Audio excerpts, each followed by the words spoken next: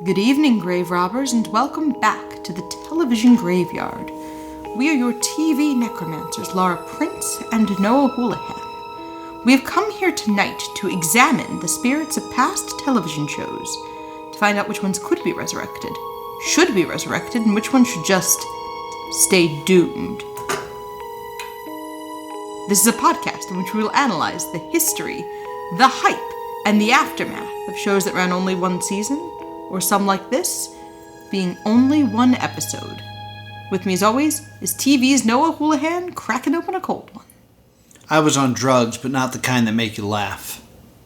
Oh, I thought you were I thought you were about to open the seltzer and it was going to make was making like a bubbly noise. I was like, oh, I'll cover this with my hand. And then it jingled around. I know better than to open cans during a podcast. I'm pretty sure we've both done it. Anyway, hi, Laura. Hi. Welcome back to the television graveyard. It's missed you. Oh, yeah, it's been a minute. Yeah, you missed a whole thing about a ferret. I hope you don't mind. So, interestingly, speaking of episodes I missed, Winnie the Pooh, Blood and Honey, Yeah. the sequel just came out? Yes, which is not called Blood and Honey 2 and Tigger 2, which is what it should be called. They probably don't have the rights to do that. But you're not gonna believe how, you're not gonna believe the Rotten Tomatoes score. 0? No. You're literally not... Wait, is it a high number? You're literally not going to believe it. Like 100? 100. There's no way. Then that has to 100% prove my theory that it is not a sequel, it is a reboot, and it has nothing to do with the first film. The AV Club review says, this is cinema at its most punk rock, a raucous, unpolished, cheap, sacred cow shredding middle finger to the mainstream with just enough raw talent inside to keep it from being dismissible. By the way, when you look at, I love Rotten Tomatoes scores though. Yeah. Because some of them are damned with faint praise. Yeah. Like low budget. Flawed but enjoyable. Defies expectations, albeit low ones. They're all saying it's better than the original, though. I mean, that is not a hard bar to clear. But I saw that this morning, and I thought it was very funny. So I wanted to jump in with that before we got moving. Yes, and I believe Psycho Ferret might be one of the worst performing episodes of all time. Oh, did you miss me? Well, it's because my face is in the thumbnail. Oh. So I don't think anybody wanted to watch that one. Oh. In any case, we are finally getting to Blitt Happens. Or what the Blitz? It's something with Blitz and shit being a pun. Blitt Happens. Blitt Happens. This is from 2003. 2003. We open on our hero? Question mark. Our main character. Ricky Blitz. Yeah, Ricky Blitt. Is it just Blitt? Yeah. Okay. Ricky Blitt and Cameron Diaz. I was yes. like, oh, Cameron Diaz is in this. This is going to be fun. And she's talking to him about his screenplay. And she thinks it's brilliant. It's the funniest thing I've ever read. I was laughing so hard, I think everybody around me must have thought I was on drugs. And you weren't? I was, but not the kind that make you laugh that hard. Oh, no, first of all, thank you. And then he talks about how they used to call him Virgin Airlines because he's a 33-year-old virgin. Yeah. And she's like, oh, is it religion? Or are you, like, waiting for the right girl? And he's like, yeah, let's go with that. Implying that it's just because he can't. Yeah, and Cameron Diaz is like, well, why don't I deflower you? And this is when I write a note, as they begin to kiss, that Ricky Blitz legitimately wrote this show. Yes. So I'm like, this is creepy. He wrote a show so he could kiss Cameron Diaz. Yes. And I say this because I used to be part of this, like, little film group. We would get together and make movies. Yeah. And none of them have ever seen the light of day. All right. Which, like, they were decent little films. We made one, it was about, like, it was like a post-apocalyptic end of the world. And we all kind of get together. But the director would also star in them. And he always wrote it that the girl that we worked with liked his character. What? And we kind of had this moment of like, this isn't good, right? We shouldn't encourage this. And then we were sent a script with a hot tub scene, and we were all kind of like, maybe we should reevaluate how we make films. Ooh. So I had flashbacks to that, and basically, it's just a dream sequence, and we join reality Ricky at a call center. Yeah, he's like working the cube farm. This will be the first of many times that this happens.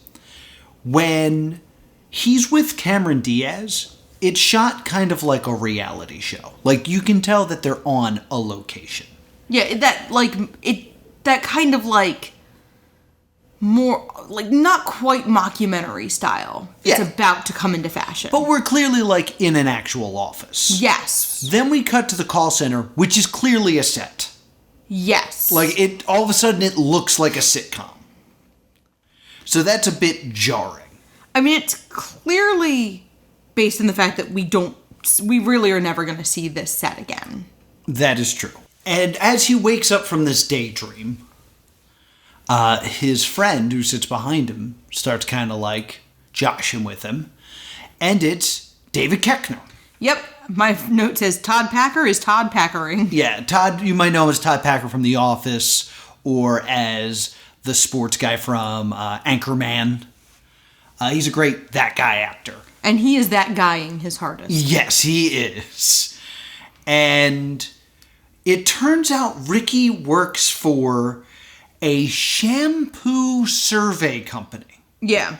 His job is to cold call people to see if they will take a survey about shampoo. Yes, like it's one of those very clear, it's one of those very, very clear fake jobs. Yes. So while he's doing this, he suddenly gets a phone call. Mm-hmm. And it turns out that the pilot he wrote, it got picked up by Fox. They're going to create the Cameron Diaz show. The show of his dreams. Yeah. And this causes him to quit his job. And Todd Packer also quits with him. You hear that, suckers? We are out of this hellhole. Oh, you do it. We? Yeah, because he claims they made a pact that if one of them made it, they were going to take the other one with them. Yes, whoever made it first will bring the other one along, despite the fact that Ricky applies himself and Todd Packer doesn't. Yeah, like, we find out that Todd Packer, like, has done literally nothing. Yeah, you might think that we're going to eventually learn this guy's name, but we're not. I'm going to tell you right now, we're not. So then, he has to go make copies. Yes. Making copies. And so they go to a Kinko's-esque place. Yes, and working behind the desk at Kinko's is Mike, who you may know as Jim Parsons of Big Bang Theory fame. Yes, it is Jim Parsons, pre-Big Bang Theory. I looked it up. Big Bang Theory doesn't get picked up for another another 4 years. Yeah. So Jim Parsons is clearly just kind of still in the please let something get picked up part of his career. It's very interesting to see him pre-Sheldon. Yeah. Like, he's not doing the Sheldon thing, which is interesting to view. Yeah, he's just playing a guy. And this is one of his first roles. Blitt brags to Mike about getting this show. Man, we gotta celebrate. Yeah? Yeah. Yeah. Yeah. How? We'll get the gang together. We go cause some trouble. Oh, awesome. Yeah. What gang? The gang, man, the gang. It's me and you and Lester. And then we cut to, like, an apartment. And it's Mike and Ricky and some other guy who's apparently Lester. Well, he's important because he has a car. Oh, Lester has a car. That's right. So that I thought was like a kind of a fun bit. And they're discussing the idea of Cameron Diaz being there. And Ricky says something along the lines of, Mike, I'm not on drugs here. I'm not, okay? It's not like I expect Cameron Diaz to take one look at me and pop a boner. Good. Good. But on the other hand, I did read an article where she said she's sick of going out with pretty boys. Okay, guys, look, I mean, I know that most relationships are based on stupid things like mutual two-party attraction, but, every now and then a woman can look past all the... So now we're in the situation where it is no longer just a daydream. It's a scheme. Yeah. And Lester, who we don't get to see very much of, unfortunately, makes a joke after Blitt says, well, maybe Cameron Diaz is tired of pretty boys. And Lester says, like, so you think she's going to go that hard in the other direction? It's a good line. We don't see enough of Lester because he's one of the only likable characters. So we went from Ricky has a daydream and kind of like a small crush on Cameron Diaz to Ricky has now written this within the hopes of actually forming a relationship with Cameron Diaz. Yes. He, in my opinion now, is kind of crossing the line from, like, crush to kind of like stalker. And that he's setting her up to be in a place where he where she will be required to, for her job, interact with him in a romantic fashion, which is a lot. Yeah. It's just, I don't know, everything feels kind of icky. Gross. Yeah. Then real quick, I need to mention this, because I think this was done very much on purpose. Because this is a pilot, and they're trying to show the show's value. Since it's a quasi-reality show, did you catch what we see in the background when Ricky arrives at Fox? Let me look at my notes. Because it was jarring to me, and I want to see if, like, you picked it up as well. No. There's a huge poster for the film Runaway Jury. Huh. Which is a John Cusack's film. And this is absolutely product placement. And I think what the show's trying to do is say, like, if you pick up this pilot, we have a reason to include promotion for upcoming films and television shows because that's the setting of this show. I find this particularly jarring because there was a very strange marketing campaign for Runaway Jury. Okay. Where Runaway Jury was a prize on Big Brother. Okay. If you won a challenge on Big Brother, you got to watch Runaway Jury. The same way that on Survivor, they got to watch Jack and Jill. It's the same type of thing. So I think this, like, implanting of product placement was very much on purpose and meant to be a selling point for this pilot. Fascinating. Yeah.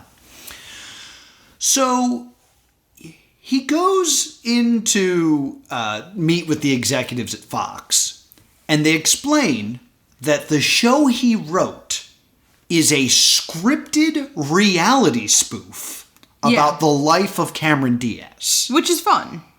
I completely disagree.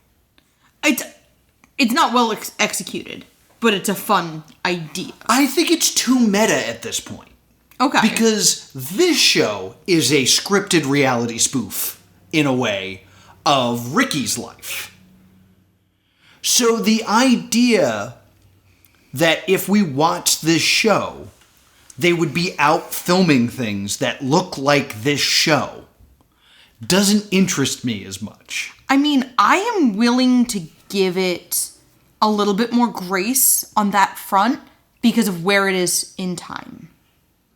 This is being filmed in 2003. Right. This is new and exciting. Like, doing this, like, double meta. This is before every stone had been turned with reality TV.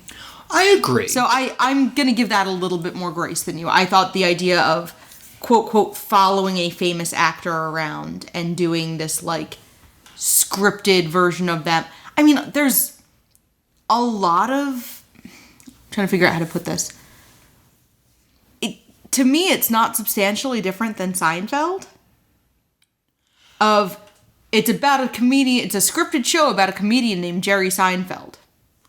Written and starring a comedian named Jerry Seinfeld, but it's a scripted version of that. I think the difference here is, it made me think about 30 Rock. Because 30 Rock is a TV show about making a TV show called The Girly Show, or TGS. Yeah. What if 30 Rock was a TV show about making a TV show at 30 Rock? Like, I think it's one layer too deep, like, that it lacks now a substance. I mean, 30 Rock is about making a show at 30 Rock. Right, but instead of, what if the show that they were making wasn't TGS? They were making a show about making a show at 30 Rock. Like, I feel like it's like, wait, we're looking into a mirror of a mirror, and, like, it's gonna lack the legs of having, like... It does not bother me the way it bothers you. the hell out of me. Yeah, that's it. You can make this argument. It doesn't trouble me at all. I just wanted you to understand where I was coming from. I don't want to change your mind. I was just saying, like, I think that it lacks legs for this reason. Anyway. I think it gets... I think what happens next salvages the premise for me of they can't get Cameron Diaz. Yes. So they ask Ricky, well, who do you want to work with? It's not like we can get Cameron Diaz. And he throws a, like, little boy fit. But it's called The Cameron Diaz Show. We kind of assumed that was a joke. Nuh-uh. Come on, you're a major network. No, look, she'll do it, trust me. No, Ricky, you gotta trust us. It's a waste of time. You don't know that! Yeah. Like, what do you mean? Which, again, makes me feel like he's gross. Yes. And the name that they throw out is Shannon Elizabeth. Yes. Who you probably know as the exchange student from American Pie. Yes. I really like Shannon Elizabeth. I think she's very funny. I don't know where she went, because I feel like I haven't seen much from her recently. She's been working consistently.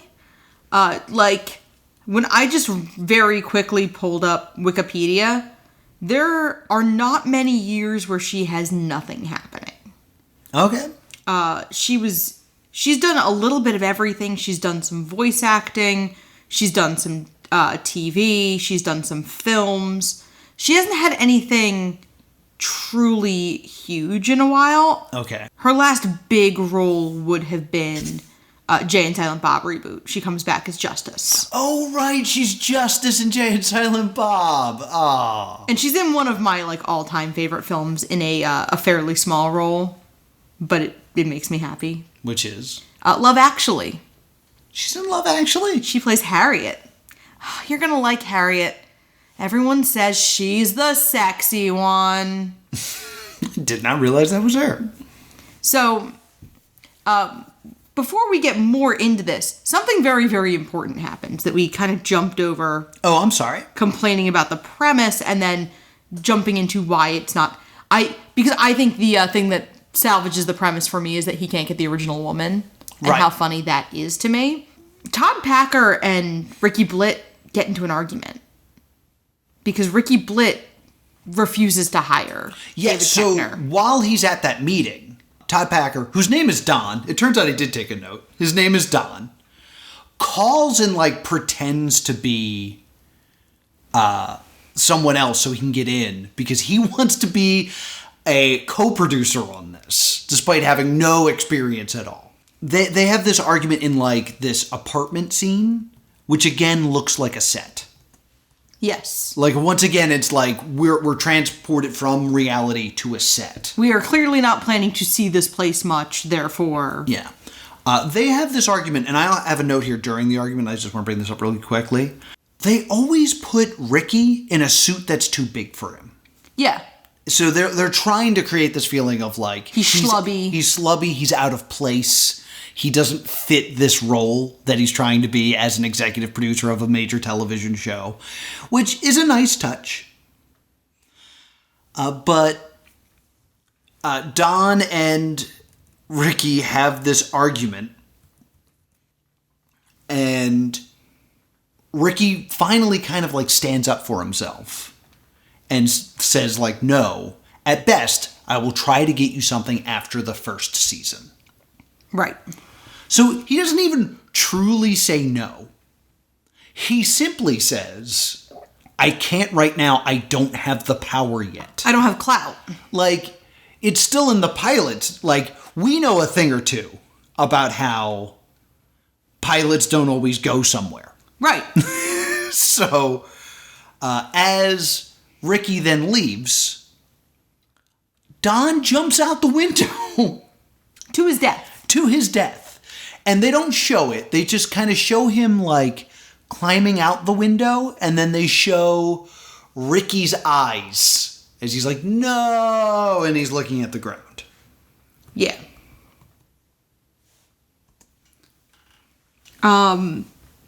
So we go back to Blitt hearing a bunch of people sing, for he's a jolly good fellow. Yes. And he freaks out that he killed a man, and everybody laughs it off. So, because I have this is an interesting bit to me. That's a solid joke. Ricky Blitz walks outside, and his friend jumps out of a window to his death, which crushes his spirit, and then we hard cut to, for he's a jolly good fellow, which is a great joke. Except, this is where the ad break would have been. Yeah. So that joke doesn't work after I saw a Pine Sol commercial in between these two. And totally forgot. I mean, there's a reason a big sitcom-y trope is that you see a little bit of what you had just seen before the commercial break. Yeah.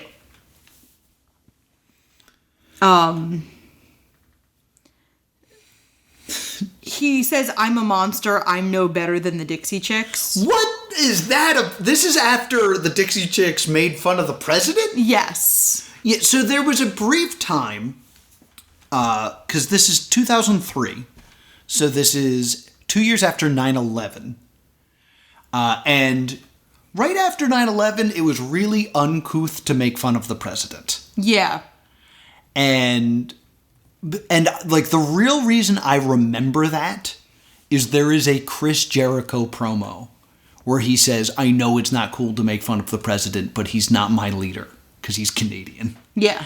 And it jogged my memory of like, hey, people haven't been making fun of the president for a while. So just like, dear younger listener, there was a time where it was not cool to make fun of George W. Bush. I will say, that time didn't last. The Dixie Chicks kicked that door down. Well, and that time was over by the time this was coming out in late 2003. Yeah. Like, that was really only 4 or 5 months. Because there was a time, like, you can tell it's a pilot because we go on these fun tangents. There was a time after 9/11 where a bunch of songs got blacklisted. Yes. That because they would invoke bad feelings. Anything by the B-52s, because the B-52 bomber existed. To the point where it's almost funny. Yes. But one of those songs was Jump by Van Halen. Because people were falling out of a building. Which is a thing that happens in this show. Yes. By the way. But the Dixie Chicks said something about the president.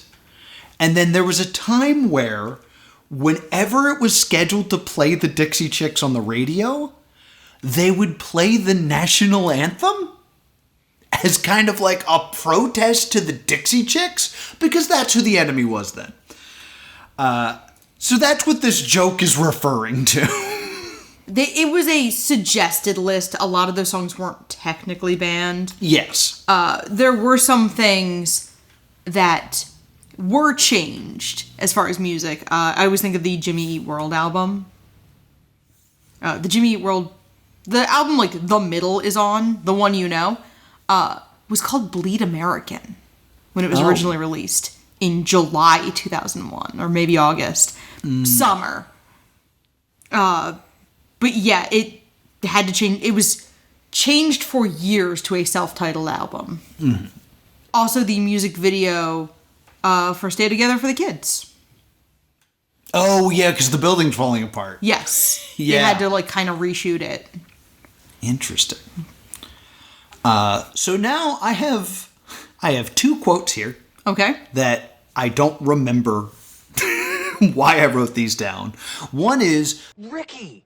Dude, don't be a banana head. Okay. Why would anyone ever say that? Those words in that order, I don't know. And then there's this whole, like, bit about charisma, but they keep saying kojisma. She's got personality. Every guy in this country wants to do her. She's got... Kajisma. Huh? You know, when they're personable and you want to copulate them too, and call that kajisma. And it took me a while to just, like, understand what was happening here, because I wrote it, like, a few times until I finally landed on, oh, they're saying kojisma. Oh. Did you even catch that? It was so weird. No. I have a quote here. He dove off a building. That's pretty quirky. That's a good line. Which is Jim Parsons' character talking about Don when people were like, oh, were there any signs? Because this is also mid-2000s handling of suicide, and suicide is still very much very lightly treated in network TV in the 2000s. Yeah. In a way that I don't think it is now in network TV. No. But I loved the line. That's pretty quirky. Oh, I just remembered something else that's coming up later, but I'll get to it. Because we have to talk about the Shannon Elizabeth scene. So... Do you like cringe humor? You thought this was humorous? It was trying to be. This is fascinating to me. He sits down to talk to Shannon Elizabeth. And when he sits down to talk to her, they kind of hit it off. Yeah. Like, it's kind of fun and happy and stuff like that. And then Ricky says, why don't you deflower me? What? And she's like, what? And he's like, it was a joke. And she says, I thought jokes were supposed to be funny. We're in a situation where we're supposed to think this is a misunderstanding because he was thinking about his daydream where he manipulated Cameron Diaz into deflowering him and got it confused with reality with Shannon Where he's Elizabeth. trying to manipulate Sharon Elizabeth into deflowering him. Yeah, like he forgot it was inappropriate, so we're supposed to take his side because it was a goof. Shannon Elizabeth storms out and then storms back and like quits. And then storms back in and says, you know what? I'm not going to quit because I'm going to make it right for women everywhere that suffer because of people like you. I think we're supposed to think this is, 1, ridiculous, and Shannon Elizabeth is overreacting, and 2, siding with Blitt because he made an honest mistake. Oh. This scene makes Shannon Elizabeth look awesome. Yeah. I mean, she looks like she is going to, like, beat the living poop out of him. Mm-hmm. Deservingly. And I'm gonna hold her jacket. Yeah. Like, oh, I would just be like, I will hold your jacket for you if you like. I mean, she's great in this. I will say she's great in this. Yeah, she is wonderful. There's not enough of her in this. Yeah, but then the rest of that show happens. So then we get to the funeral. Now, Turns out Don has a twin brother. Yep, also played by David Koechner, obviously. So David Koechner is going to be sticking around for this show. He mentions that how much he loved his brother, and even though they were not, like, close, he recently sent him an email that really touched him. Yes. Now, Don had mentioned to Ricky earlier, in an earlier scene, in something that I've meant to block out, but it's going to be a plot point, that he sent his brother a video of, like, a donkey having sex with a duck. Yeah, like something filthy. Yeah, something along those lines. And he mentions this email in the eulogy to his brother. But I love my brother a lot. In fact, the day before he died, I'd sent him an email as a kind of a peace offering. I never did talk to him again. So Ricky's like, oh, that's odd. Yeah, I guess it's open season to talk about that email. There's this, like, weird moment where the entire family is, like, kind of pushing Ricky, like, is there anything you can tell us so that we can get closure? Yeah, like, do you know why he did this? Is there anything? And, like, he, of course, doesn't want to say, I couldn't make him executive producer of my show, so he jumped out of a window. Yeah. So he says he mentioned the email you sent him. By the way, if it helps any, your little cow and donkey gesture, boy, it sure did brighten his day. Huh? I saw the email you were referring to in there. I also sent him a poem. Oh? What, you thought I'd talk about a cow servicing a donkey in church? Like, it's such a... This is when I write, this is Curb Your Enthusiasm without the soundtrack. Because I just start making the trumpet noise. And it's also with, like, someone who wants to be likable more than Larry David does. Like, Larry David does Curb Your Enthusiasm, knowing that he's always going to be the one who sucks. yes, this is my main problem with this. Because it also turns out Don had AIDS. That's just a joke that comes out of nowhere.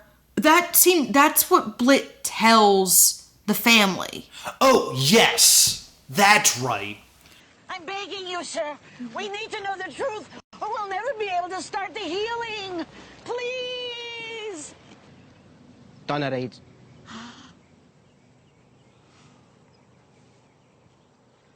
Are you telling me my brother was gay? Oh, no. He had the good kind. You know, from a hooker. That's his excuse, is Don had AIDS, but he got it from the good type of hooker. Well, his family says, like, he was gay, and Blitt comforts the family by going, no, the good kind from a hooker, which is, like, a gross comment. All of this is so gross.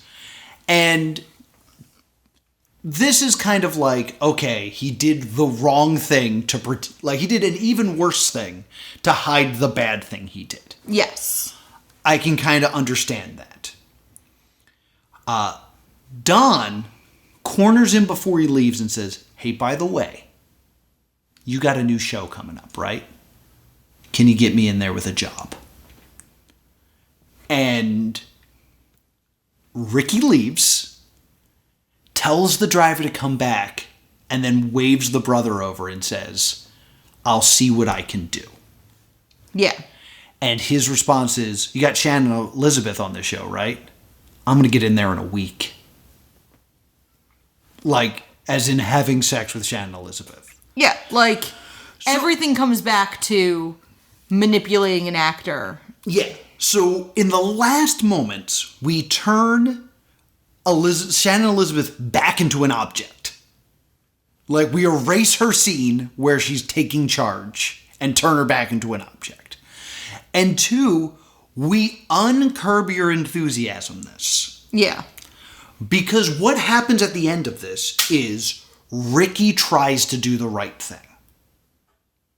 So he comes back and tries to make things right and tries to do something good, and it bites him in the ass. Yeah.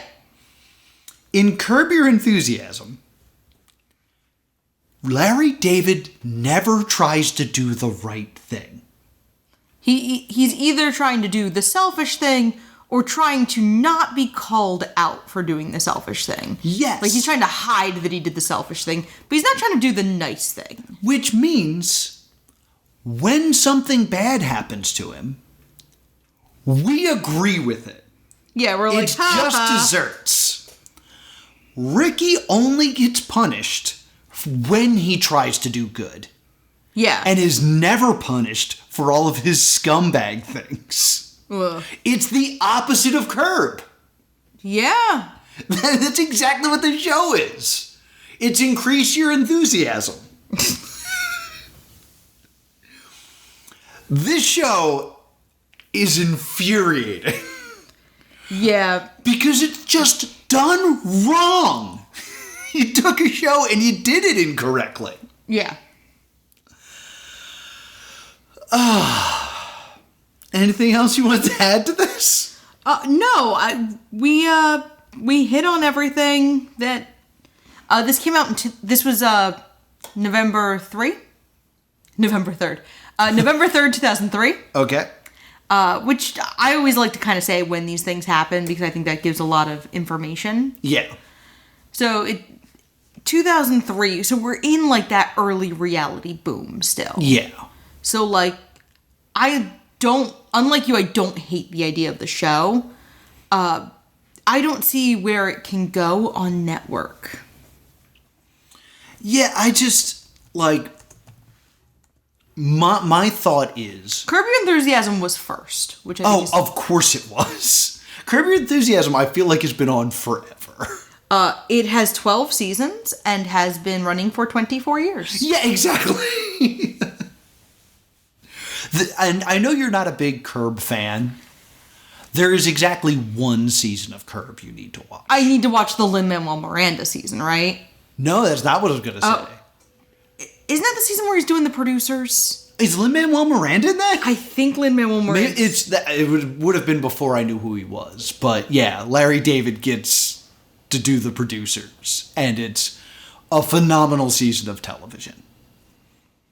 But I like Curb. It's not, to me, a show you can binge because it just kind of feels gross. But, like... It's not a everybody sucks show. It's this guy sucks show. This is just, it's not as good in really any way. Yeah, in like... Also, Curb's a lot of improv. This felt very scripted and stiff. Mostly because of Ricky. Yeah, it's not very... It's that mid-2000s schlubby Judd Apatow slacker humor. Yeah. But Judd Apatow always realized you need to like the Seth Rogen character, the Steve Carell character. You need to like that main guy, even when he's a little crappy. Yeah. He needs to be redeemable, and he needs to be a good-hearted guy who messes up. Yeah. Not just a real piece of crap. Mm-hmm. And that's where this show falls apart. Yeah. Would you believe this, that Blitt wrote for movie 43? Really? Yes. That's incredible.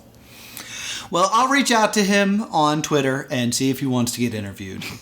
I'll tell him that we covered his show and that he shouldn't listen to the episode, and we'd love to talk to him. Oof. Oof. We'll see what happens. You never know. You never know unless you ask. In any case, it's a stay doomed. Yeah, or stay doomed. We forgot to say that part. It's a stay doomed.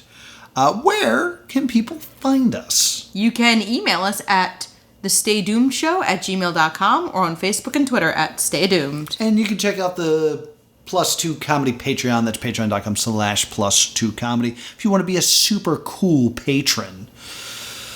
And if you want to talk to me about, I don't know, if you're getting interviews for Stay Doomed, I'm at +2comedy on Twitter. If you want to talk to me about how much you also don't like cringe humor, I'm at Priorities. Until next time, stay doomed. Let's watch Scott's Tots. No!